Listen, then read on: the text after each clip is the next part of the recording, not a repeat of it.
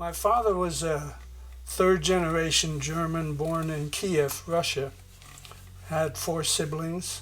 His father was professor of Romance languages at a university in Kiev. And just preceding the Russian Revolution, he sent his kids and their mother to Germany. He ended up in Siberia, actually. Father went to medical school where he met my mother, who was also a medical student, but she didn't finish. And then they moved to Berlin. My father was very involved with a movement initiated by a fellow named Rudolf Steiner, who's basically the founder of Waldorf schools, biodynamic farming, and Rudolf Steiner was accused by the Hitler group of being, one, Jewish, which he wasn't, and two, that his philosophies were counter to the Nazi regime. Both parents were very involved with this movement, gave money to it, supported Waldorf schools, and my mother's ethnic background was half Jewish, although Christian upbringing, and the combination of the two led to us leaving Berlin for Switzerland late 1938.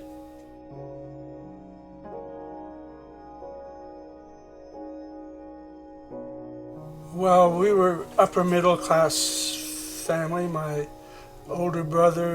brother and older sister went to Waldorf schools, so private schools. My parents had managed to keep them out of the Hitler Youth, which was one of the black marks against us as far as the Nazis are concerned. And I was all of, 5 or 6 at the time. And we left pretty much one by one, where we gathered in Switzerland. My father made one trip back, and he was held incommunicado by the Gestapo. But for whatever reason, which is unclear, they let him go, and he never returned. He went back to Switzerland. The only other hurdle that we had in Switzerland, in order to come to the States, you had to have a sponsor. And it so happened that our sponsor died shortly after we all arrived in Switzerland. So it took a few months to find another sponsor. I think the emotions were probably mixed on the part of my parents and my older sister and brother, who were teenagers at that time. And we were housed in New York City for a few months before we moved to Connecticut. So we had to learn English, and I was farmed out we arrived in April, and for the summer I was farmed out to some kind of summer camp, and just thrown into it and start learning English. And then in 1940, our sponsor, who was a rather wealthy, very nice lady, said, well, we were on the East Coast in Connecticut. She says, well, you should really see the rest of the U.S. So she had us all transported out to La Jolla, California, where she happened to own multiple small summer cottages. And we lived there actually for 3.5 years till we moved to LA.